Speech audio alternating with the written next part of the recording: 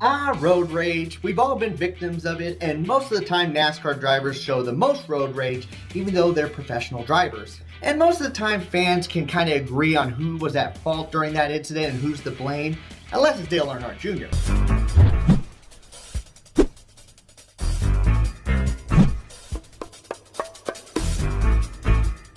The 2009 Daytona 500 was already controversial enough due to the finish, which we will talk about shortly. However, most people would say the most controversial moment was the incident with Dale Earnhardt Jr. and Brian Vickers. On lap number 124, both Dale Earnhardt Jr. and Brian Vickers were trying to get on the lead lap after both of them went one lap down. Going down the back straightaway with just 77 laps to go, Dale Earnhardt Jr. and Brian Vickers would both be fighting it out with the leader Elliott Sadler right beside them. Dale Earnhardt Jr. would try to make a pass on the inside row, however Brian Vickers decided to block him. Now if it was anyone else who blocked Dale Earnhardt Jr., he might be a little forgiving, maybe a little pissed off but forgiving. But this was the same guy who wrecked him in the 2006 Talladega race. Dale Earnhardt Jr. went below the yellow line and decided to turn up aggressively and take out Brian Vickers. Brian Vickers would go sideways in front of everybody and take out some of the biggest drivers in the race, including Kyle Busch in the number 18, who was dominant that entire race. There was also some other drivers that were taken out, including Kurt Busch, Robbie Gordon, Scott Speed, Brian Vickers' partners, though Red Bull really got the shaft on this one, and Danny Hamlin and Jimmy Johnson.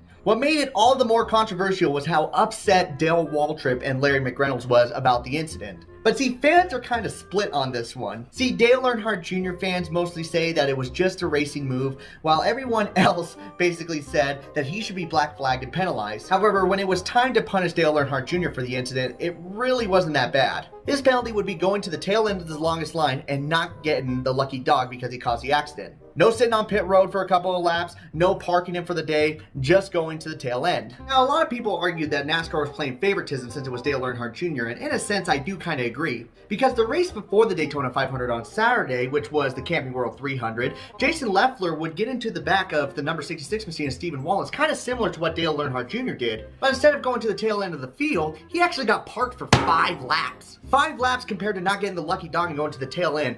Definitely a big difference in penalties. And the penalty wouldn't really affect Dale Earnhardt Jr. because just 6 laps later, another caution would come out and he would get the lucky dog award. However, the race would end early because rain actually came in on lap number 152. And just only about like 16 minutes under the red flag, NASCAR decided to call it. Yes, it's pretty rainy. Screw it. Matt Kenseth, you win the Daytona 500. Dale Earnhardt Jr. would only finish 27th, but Brian Vickers, the person he took out, would finish 37th, having a wrecked race car, and even his partner having a wrecked race car as well. Honestly, this race was pretty controversial as a whole, but definitely one of the most controversial moments that a lot of people still disagree on to this day was the incident involving the big one between Dale Earnhardt Jr. and Brian Vickers.